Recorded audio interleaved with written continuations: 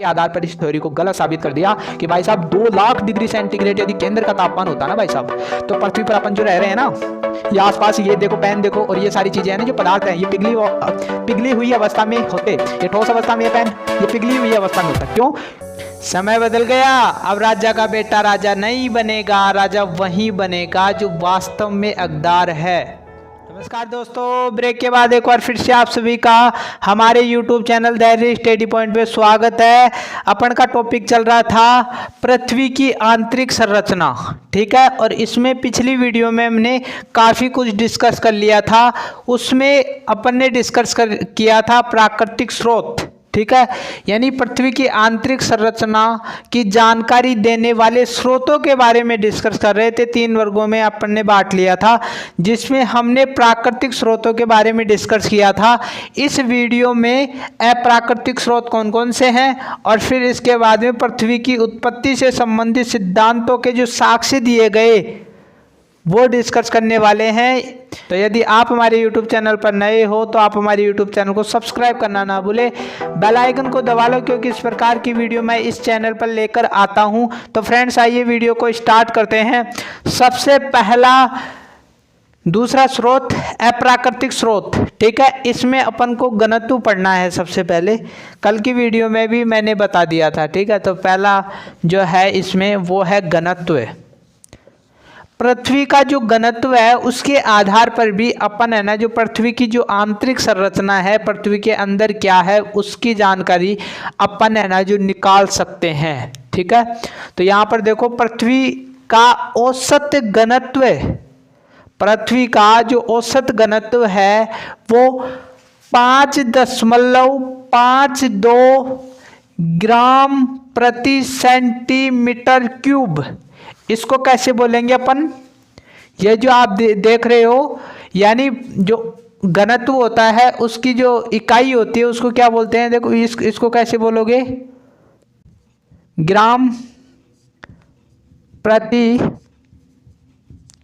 Centimetre cube, ठीक है।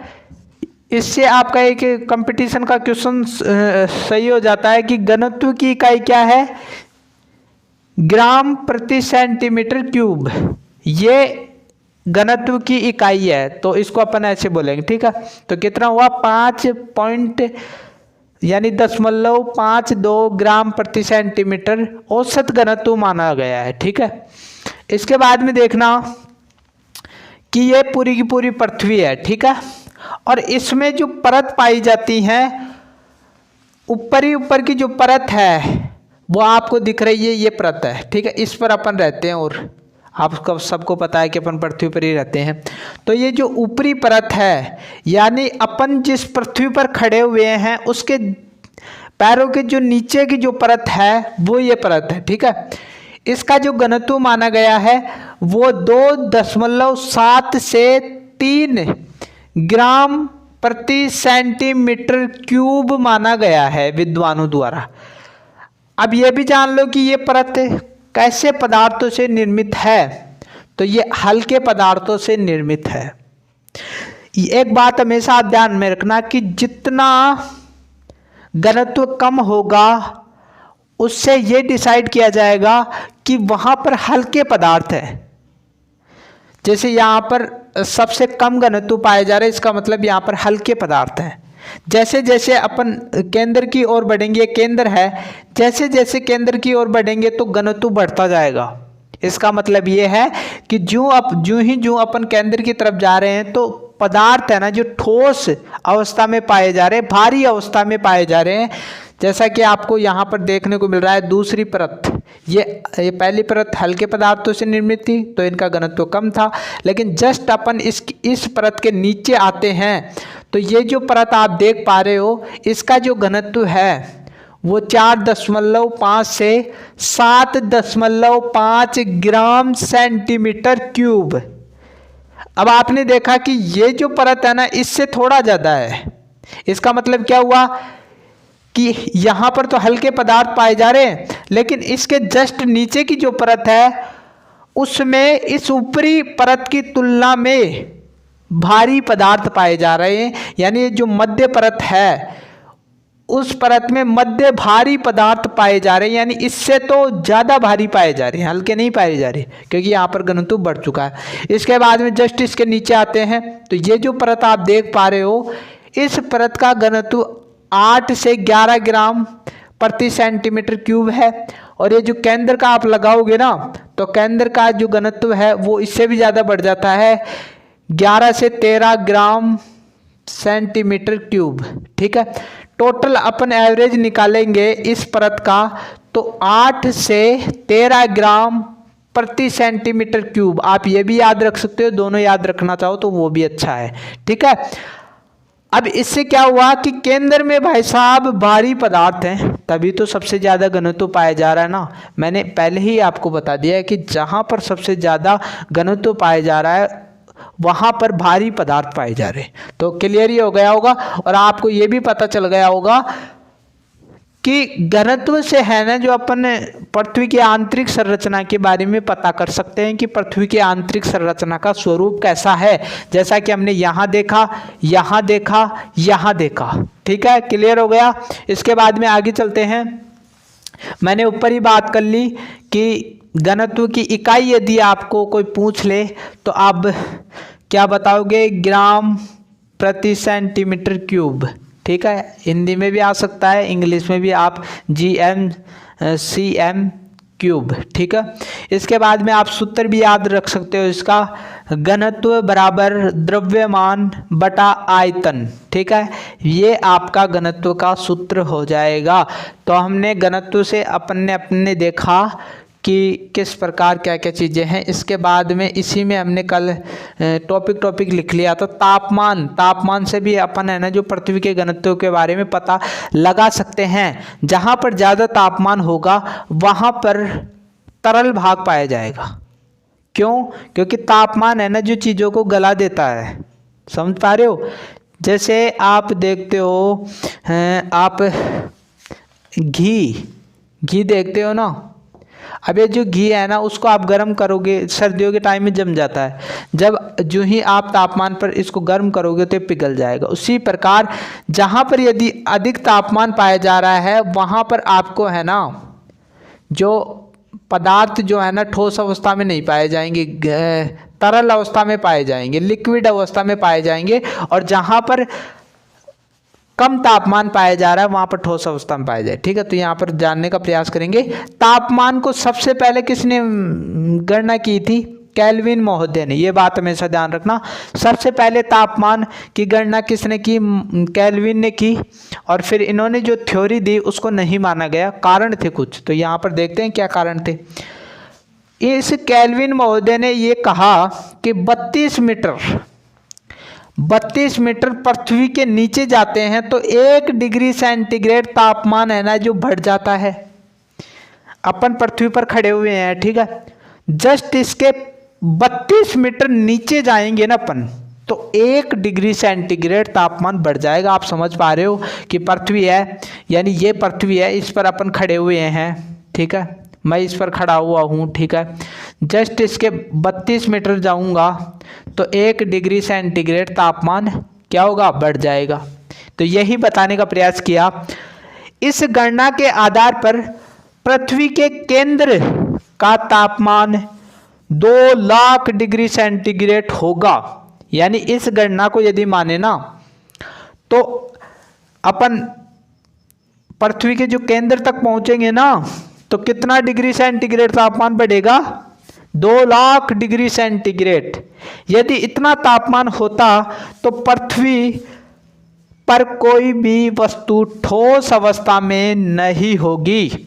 इसी के आधार पर इस थ्योरी को गलत साबित कर दिया कि भाई साहब 2 लाख डिग्री सेंटीग्रेड यदि केंद्र का तापमान होता ना भाई साहब, तो पृथ्वी पर अपन जो रह रहे हैं ना, ये आसपास ये देखो, पेन देखो, और ये सारी चीजें हैं ना जो पदार्थ हैं, ये पिघली हुई अवस्था में होते। ये ठोस अवस्था में ये पेन, ये पिघली हुई अवस्था में होता। क्यों? क्योंकि अंदर इतना तापमान 2 लाख सेंटीग्रेड तापमान आप जानते हो कितना होगा। जैसे आप जून जुलाई के महीने में देखते हो जैसलमेर का तापमान कितना बढ़ जाता है, यानी 45 से 50 डिग्री सेंटीग्रेड तापमान हो जाता है। तभी अपन तो बहुत गर्मी मर जाते हैं जैसलमेर में, यानी बहुत गर्मी हो जाती है। ये तो भाई 2 लाख सेंटीग्रेड तापमान है। तो यहाँ पर तापमान बढ़ेगा तो ये पूरी की पूरी पृथ्वी गर्म होगी। पृथ्वी गर्म होगी ना तो यहाँ पर जो रहने वाले लोग हैं वो तो ठोस अवस्था में पाए ही नहीं जाएंगे, घी की तरह है ना जो पिघल जाएंगे। तो अब अपन तो पिघल ही नहीं रहे, तो इस थ्योरी को है ना जो गलत साबित कर दिया विद्वानों ने। यानी इस थ्योरी को, केल्विन की थ्योरी को भाई साहब आप है ना जो थ्योरी जो दे रहे हो ना वो गलत है। इस थ्योरी को सही कितने किलोमीटर तक माना गया था? 100 किलोमीटर तक। यानी विद्वानों ने कहा कि आप जो ये थ्योरी दे रहे हो ना 32 मीटर पर 1 डिग्री सेंटीग्रेड तापमान बढ़ जाता, तो ये तो भाई 100 किलोमीटर तक ही लागू होता है, उसके नीचे आपकी थ्योरी है ना काम नहीं करती। तो गलत सिद्ध कर दिया। इसके बाद में ना जो वैज्ञानिक, अन्य वैज्ञानिक आए, उन्होंने गणना की और तापमान की, ठीक है, लेकिन इनकी थ्योरी को भी गलत साबित कर दिया जाएगा। अब तक जितने भी विद्वानों ने थ्योरी दी है तापमान को लेकर वो गलत ही साबित हुए हैं। तो इस तापमान से भी है ना जो अपन को प्रॉपर जानकारी नहीं मिलती है पृथ्वी के बारे में, ठीक है। तो यहाँ पर इन वैज्ञानिकों ने क्या बताया कि जो केंद्र है ना, हमने बात की थी कि केंद्र की गहराई कितनी है? 6371 किलोमीटर, यानी लगभग 6400 किलोमीटर अपन मान सकते हैं। तो इन वैज्ञानिकों ने क्या बताया कि केंद्र का जो तापमान है ना वो 6200 डिग्री सेंटीग्रेड तापमान है, 6200 डिग्री सेंटीग्रेड, ठीक है। लेकिन विद्वानों ने इस मत को भी गलत ठहरा दिया। भाई आपका मत है ना जो गलत है। क्यों? तर्क दिया उन्होंने, विद्वानों ने तर्क दिया, क्योंकि भाई साहब जो तर्क देते हैं ना उसकी बात ही सही निकलती है। समझ पा रहे हो? उसको सामने वाला बंदा ये तर्क दे रहा है तो उसको स्वीकार करेंगे। जैसे विकास दिव्य कीर्ति पढ़ाते हैं तो विकास दिव्य कीर्ति हर बात को है ना जो तर्क के आधार पर सिद्ध करते हैं। जैसे महात्मा बुद्ध हुए थे वो भी तर्क के आधार पर सिद्ध कर देते, जो माइंड की कसौटी पर खरी उतरे, ठीक है। तो इन्होंने तर्क दिया कि टंगस्टन एक धातु है, वो जो है ना 3422 डिग्री सेंटीग्रेड, यानी लगभग आप 3500 मान सकते हो, लगभग 3500 डिग्री सेंटीग्रेड तापमान पर गल जाती है। यानी ये इसको है ना इसको यदि 3500 डिग्री सेंटीग्रेड तापमान मिला तो ये टंगस्टन धातु गल जाएगी। यह कौन ये अंदर देखो 6200 यानी केंद्र, ठीक है। यह तो दुगना तापमान है, दुगना तापमान है ही 6200 डिग्री सेंटीग्रेड के अंदर में पाया जा रहा, तो इससे तो दुगना है भाई, इससे दुगना है। तो फिर कैसे ये ऊपर की चीज़ें हैं ना जो ठोस हो सकती हैं? पिघल जाती, अपन जो सामने खड़े हुए हैं वो पिघल जाते 6200 डिग्री सेंटीग्रेड तापमान। फिर ये पृथ्वी के ऊपर ये जो धातु पाई जा रही है टंगस्टन धातु, वो 3422 डिग्री सेंटीग्रेड पर ही गल रही है, तो 6200 डिग्री सेंटीग्रेड पर तो इससे दुगना है। तो ये तो पृथ्वी भी गली हुई अवस्था में और नीचे सारी सारी, और ऊपर जो रह रहे हैं उनका तो कोई अस्तित्व ही नहीं है रहने से। तो इस थ्योरी को भी आखिरकार में गलत साबित कर दिया गया, ठीक है। तो इस प्रकार ये थ्योरी देते रहे, गलत साबित होते रहे, कुछ चीज़ें सही थी कुछ गलत थी, तो इस पर अपन को नहीं जाना है, ठीक है। इसके बाद में देखने दबाव, दाब, प्रेशर, ठीक है। अब यहाँ पर ये पूरी की पूरी पृथ्वी है, ठीक है, ये पूरी की पूरी पृथ्वी है, और ये जो ऊपर देख रहे हो वो वायुमंडल है, ठीक है। वायुमंडल ये कौन सा भाग है? वायुमंडल, जिसे अपन आकाश कहते हैं ना। पृथ्वी के ऊपर अपन खड़े हुए हैं, यानी अपन है ना जो यहाँ पर निवास करते हैं, इसके जस्ट ऊपर जो है ये सारा का सारा जो देख रहे हैं वायुमंडल है। अपन देखते हैं ना ऊपर आकाश, वो आकाश नहीं है, वो क्या है? पूरा का पूरा वायुमंडल है, वायुमंडल की परतें हैं वो। और जब ये परतें समाप्त हो जाती हैं तो उसके ऊपर अंतरिक्ष आ जाता है, सब कुछ काला ही काला दिखाई देगा। यदि वायुमंडल नहीं होता तो आकाश नीला नहीं दिखाई देता, अपन को काला ही काला दिखाई देता इन परतों के कारण, ठीक है। तो यहाँ पर ये बताया गया कि ये जो वायुमंडल की जो परतें हैं ना वो नीचे की परतों पर है ना जो दबाव डालती हैं। अपन ने नहीं आपने पढ़ी होगी सौभ मंडल, समताप मंडल, ये वायुमंडल की जो परतें हैं तो वो एक दूसरे पर है ना जो दबाव डालती हैं। अब उसी प्रकार पृथ्वी के अंदर भी तो परतें पाई जा रही हैं ना, सारी की सारी परतें हैं। तो ये है ना जो एक दूसरे की, ये ऊपर की परतें नीचे वाली परतों पर दबाव डालती हैं, उसी प्रकार ये दबाव डालती जाती है और पूरा का पूरा दबाव है ना जो केंद्र पर आ जाता है। इसी प्रकार नीचे से भी दबाव डालेंगे तो केंद्र में दाब लगेगा। तो ये जो केंद्र में जो दाब लगता है ना वो सबसे ज़्यादा लगता है। और कितना लगता है? ये 20 लाख मिली भार दाब लगता है। अब ये इतना दाब लग रहा है तो यहाँ पर तरल भाग होना चाहिए था, ठीक है। इतना दाब लगेगा तो यहाँ पर तरल भाग होना चाहिए था, लेकिन यहाँ तो भाई ठोस भाग है, ठीक है। तो ये एक दूसरे पर दबाव डाल रही हैं परतें। क्लियर हो गया होगा आपको, ठीक है। इसके बाद में अपन इसमें है ना जो स्रोतों में तीसरा अपन देख रहे थे, क्या देख रहे थे? पृथ्वी की उत्पत्ति से संबंधित सिद्धांतों के साक्ष्य, यानी पृथ्वी की उत्पत्ति से संबंधित है ना जो कई विद्वानों ने है ना जो सिद्धांत दिए हैं उनके साक्ष्य के अनुसार है ना जो इसको बताने का प्रयास करेगा कि पृथ्वी किन किन पदार्थों से मिलकर बनी है। तो पहला सिद्धांत क्या था? ग्रहाणु परिकल्पना। ये सिद्धांत था, किसने दिया था? चैम्बरलिन ने, ठीक है। ये सिद्धांत चैम्बरलिन ने दिया था और इस सिद्धांत में बताया गया था कि जो अपन की जो पृथ्वी है ना उसका जो निर्माण है ना वो ठोस ग्रहाणुओं से हुआ है। अब पृथ्वी ठोस ग्रहाणुओं से मिलकर बनी है, ठोस पदार्थों से मिलकर बनी है, तो इसके अंदर है ना जो ठोस पदार्थ ही पाए जाएंगे। इस थ्योरी के अनुसार क्या सिद्ध हुआ कि जो पदार्थ हैं वो कैसी अवस्था में पाए जाएंगे? पृथ्वी के अंदर, केंद्र में ठोस अवस्था में, ठीक है। ये सीधा का सीधा क्लियर हो गया इससे। इसके बाद में कौन सा सिद्धांत दिया गया? ज्वारीय परिकल्पना, ठीक है। ज्वारीय परिकल्पना, ये जो ज्वारीय परिकल्पना किसने दी थी? जीन्स एवं जेफ्रीज, ठीक है। इन्होंने दो विद्वान थे, इन्होंने ये सिद्धांत दिया था ज्वारीय परिकल्पना। इन्होंने बताया कि पृथ्वी का जो निर्माण हुआ है वो ज्वारीय पदार्थों से हुआ है। और ये सिद्धांत है ना जो क्या मानता है कि अंदर है ना जो तरल पदार्थ है पृथ्वी के अंदर है ना, इससे विपरीत दे दिया इसने कि इसके अंदर तरल पदार्थ है। तो दो ये सिद्धांत हो गए। तीसरा सिद्धांत एक और था, निहारिका परिकल्पना। ये सिद्धांत किसने दिया था? लाप्लास, ठीक है। इस सिद्धांत में भी क्या बताया गया कि पृथ्वी का जो अंदर का जो भाग है वो तरल अवस्था में पाया जाता है। तो फ्रेंड्स आज की वीडियो में इतना ही। अपन ने है ना जो स्रोत जान लिए। अगली वीडियो जो आने वाली है उसमें अपन है ना जो पृथ्वी के अंदर कौन कौन सी परत पाई जा रही हैं, जैसे सियाल, सीमा, क्रोड, ये सारी की सारी चीज़ें अपन है ना जो अगली वीडियो में डिस्कस करने वाले हैं। यदि आप हमारे यूट्यूब चैनल पर नए हो तो आप हमारे यूट्यूब चैनल को सब्सक्राइब करना ना भूलें, बेल आइकन को दबा दो, क्योंकि इस प्रकार की वीडियो मैं इस चैनल पर लेकर आता हूं।